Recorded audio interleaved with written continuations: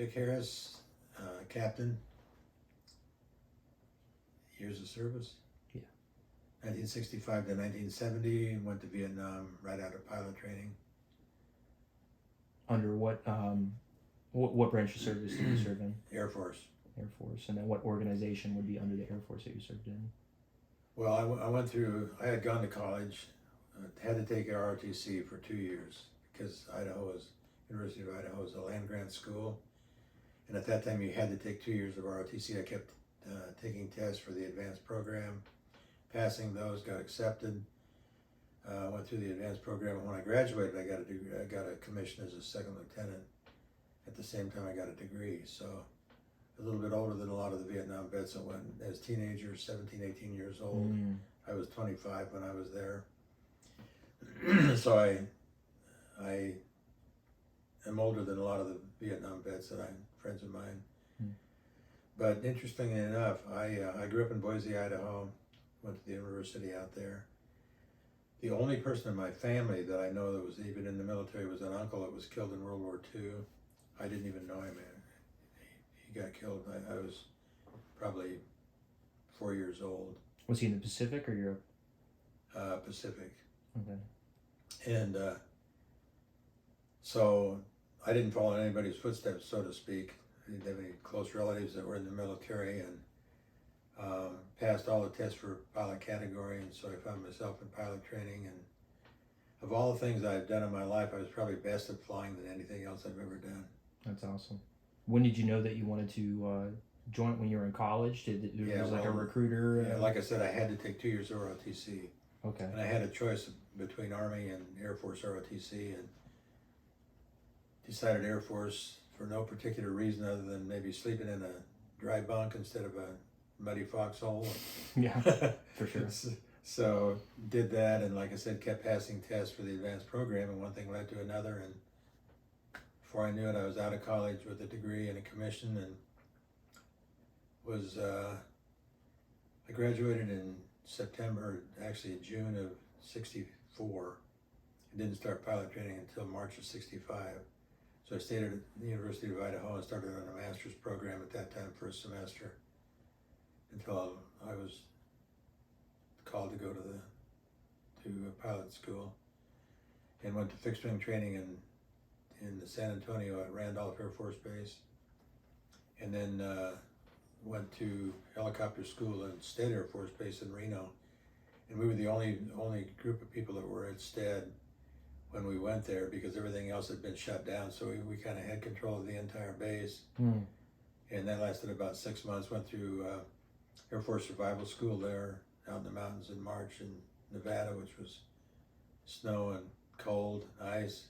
That must have been quite the field exercise, huh? Yeah, it was. And then went to Patrick Air Force Base in Florida for combat crew training for a month. They sent a Jolly Green pilot back from Thailand to train us in combat tactics for a month, and then we went to Panama for a week of survival school, jungle survival school, and then home on leave for a month, and then I was off for Thailand. So still as a second lieutenant and flying combat missions. Could you describe to me what a Jolly Green is? What does that mean? Jolly Green is an H-3 helicopter. It's twin jet engine, large because we could carry a lot of fuel. We had external fuel tanks as well as internal fuel tanks. And so we typically go up on the North Vietnam border and orbit up there during the height of the airstrike, so we'd be as close as we could be to pilots getting shot down up there around Hanoi. So yeah, I mean, we had a helicopter that was way larger than needed to pick somebody up with a hoist, but because we could carry so much fuel, they used that kind of a helicopter. And then after H-3s, they went to H-53s, which are even bigger. After I left over there, about probably a year later. Did they still have the exterior fuel tanks, exterior and interior? Yes. Or were they slightly different? I think I remember you telling me one time that there's a different type of, they adjusted to a different helicopter that wasn't quite the same as what you were flying, right? If I'm remembering correctly. Yeah, pretty much, yeah. Yeah. And when I went through pilot training, there were 20 in my pilot training class. 10 of us went into H3s and 10 into H43s. H43s were used, they're the counter-rotating, no tail rotor, two main rotors that counter-rotate. They use those for local base rescue, and so 10 guys went into those, 10 of us went into H3s, all 10 of us went to Thailand together, all 10 of us went to Nha Trang, Vietnam, flying Hueys together, and all 10 of us made it back. Wow. Which is pretty unusual. How long after you finished your flight school were you in Vietnam? What was the time frame in between? Like, did you finish and then a month later you were in country? Let's say I finished in March of '66, and I was in Thailand in June. Wow, so a couple months. A couple months. Yeah, to kind of gear up. Yeah. Enjoy your time and off you go. Go home and leave for a month and enjoy your time playing tennis or whatever, and then off you go. Yeah. And so you were never, as you were saying, as you were going through your schooling there in Iowa or Idaho? Idaho. You enlisted there and did your commission, so you weren't drafted, you volunteered? Right. Okay.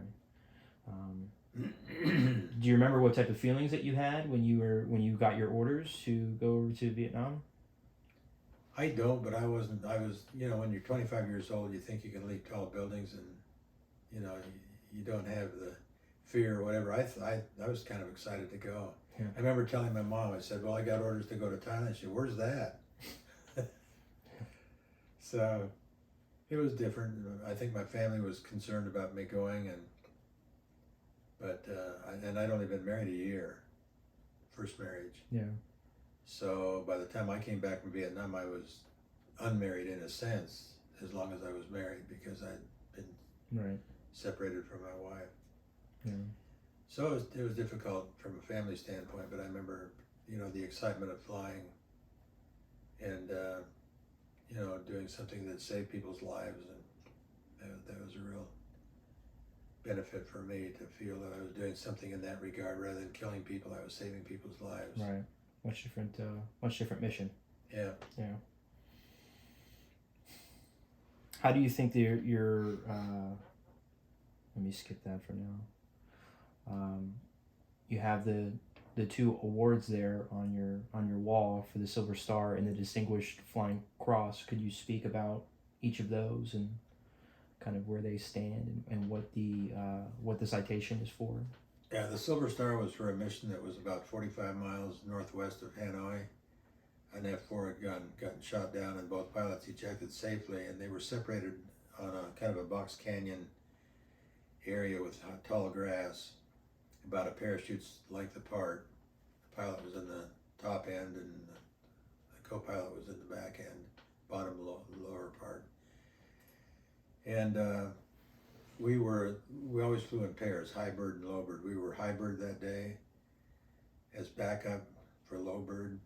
They went in 3 times to try to rescue the backseat F-4 pilot because the pilot had said that he was shot and he was losing consciousness and he was going to destroy his survival radio. So there wasn't any chance to get him out anyway, but the co-pilot was injured, but he was definitely alive and it was recoverable. So they, on the 3rd pass of trying to get him out, and they got driven off by ground fire all 3 times, they got hit in the hoist, and so their hoist was inoperable, so they ended up going back to Thailand. We were up there by ourselves, and we made 3 attempts to get the guy out, and on the 3rd attempt we got him, but we were getting shot at every time we went, and thank God we were able to get him out safely. He was, like I said, he was injured. He had a compound fracture of the leg and injury to his back. Then we got back to Laos to refuel, and I remember I kind of looked around the helicopter, and I counted 13 bullet holes in the helicopter. Some of those went through a 5/8-inch titanium armor plate that was behind the hoist operator, like you drill a hole through aluminum. Wow. And off a flak vest and down through the fuel cell and out the bottom and probably into the ground. But so they were shooting some pretty heavy duty stuff. Yeah. The 2 pilots, I was a co-pilot because I was a first lieutenant at that time, and the people that came over after us were for the most part captains and majors, so they outranked us. They were aircraft commanders, and we were always co-pilots because of our rank.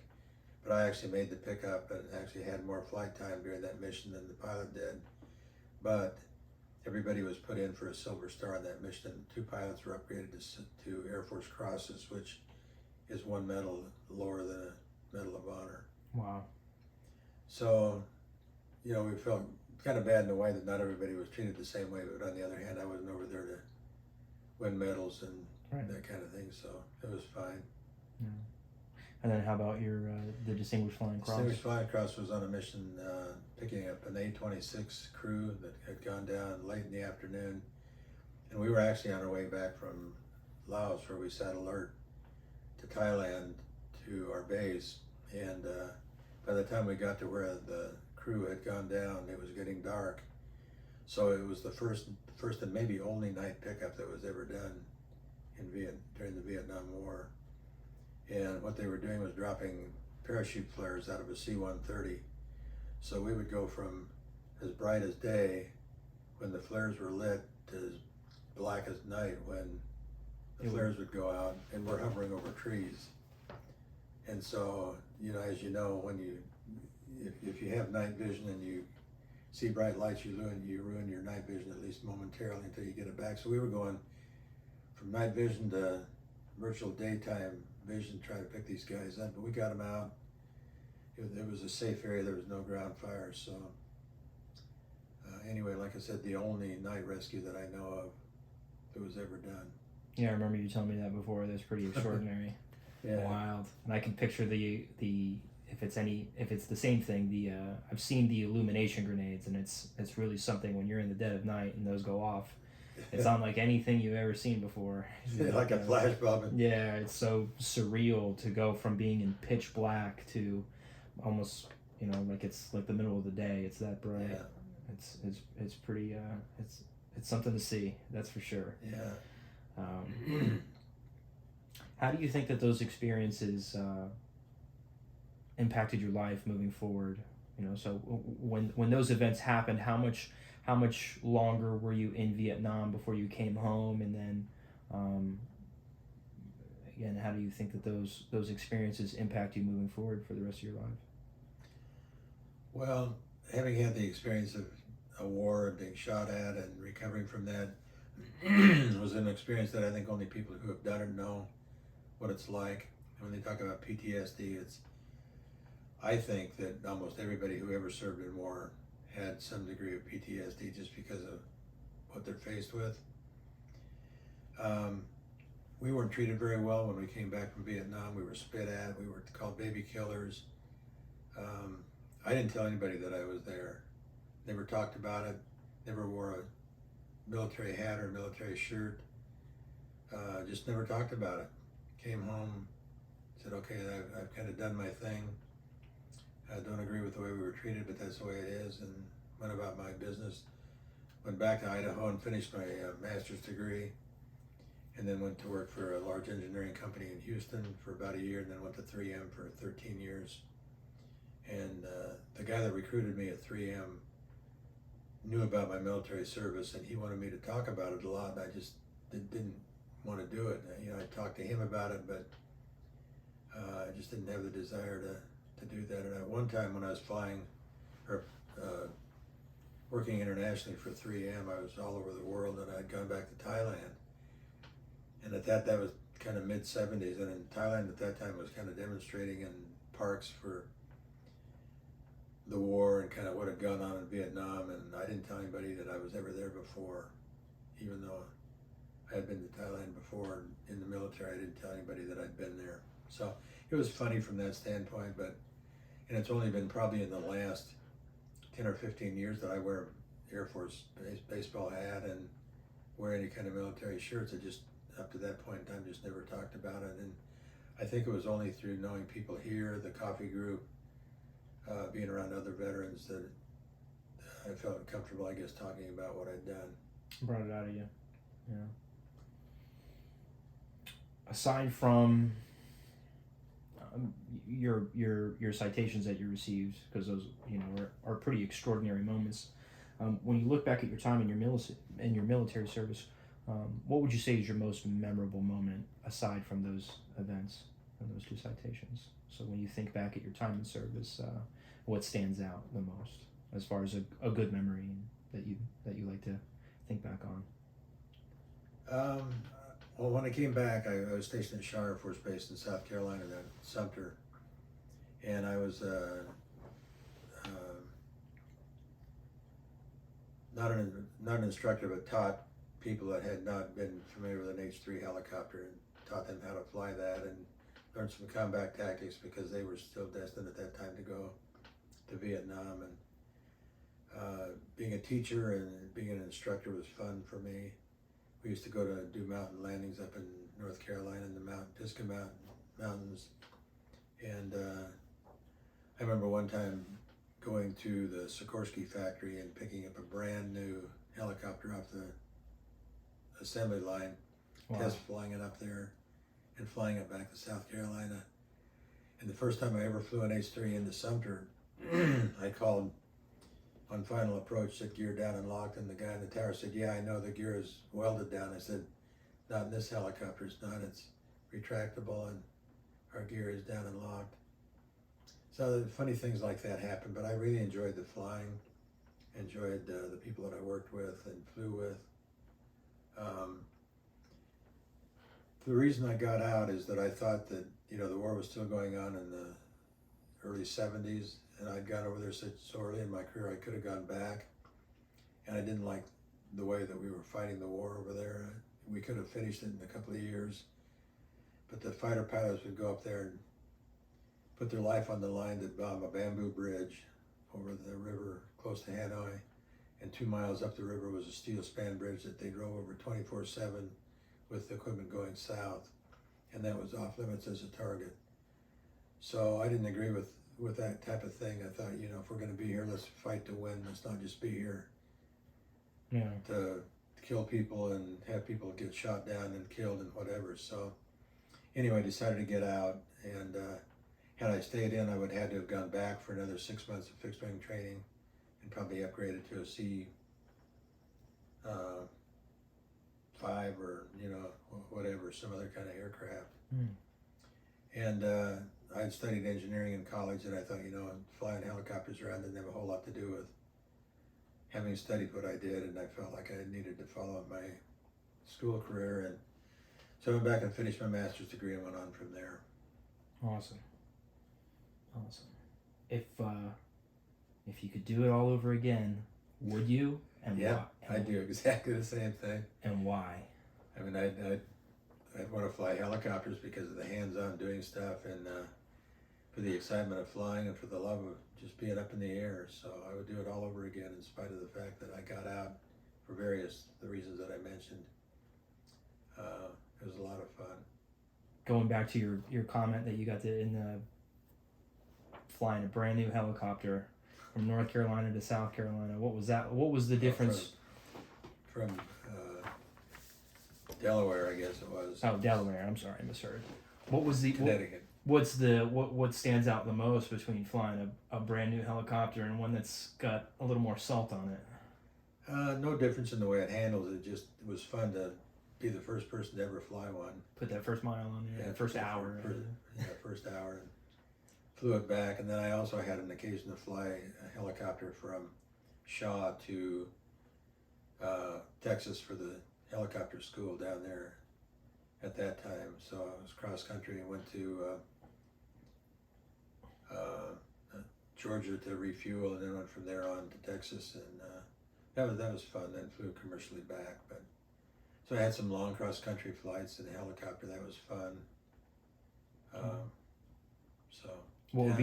What's your longest flight time from either in the U.S. or outside the U.S.?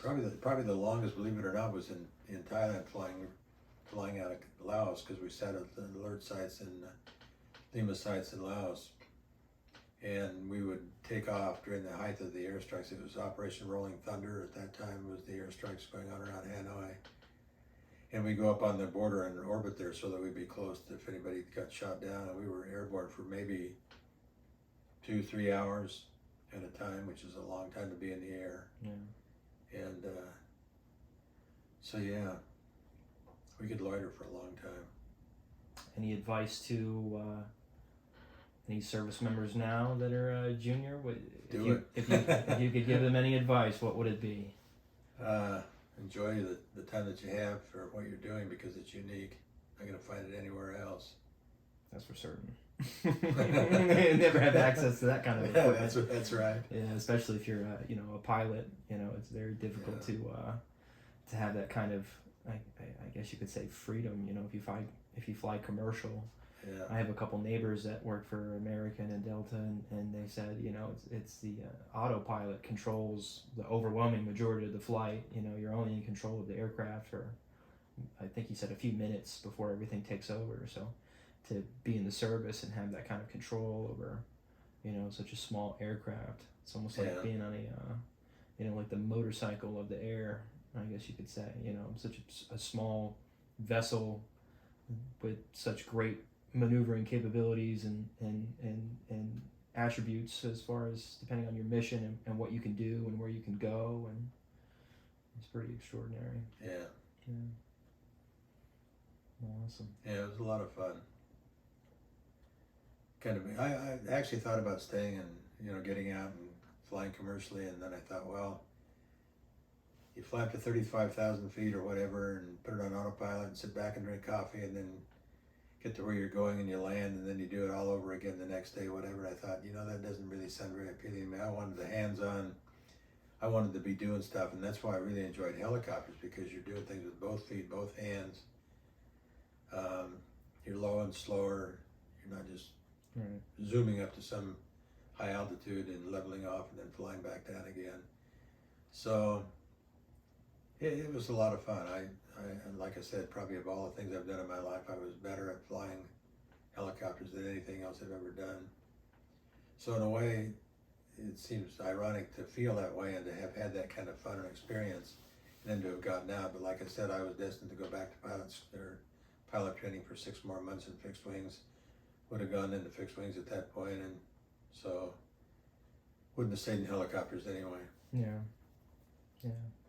So you got everything that you could get out of that. Yeah. Not only did you get to learn the how to control an aircraft, but you had an objective, a mission, to really apply all those skills and the most tactical way possible, realistically.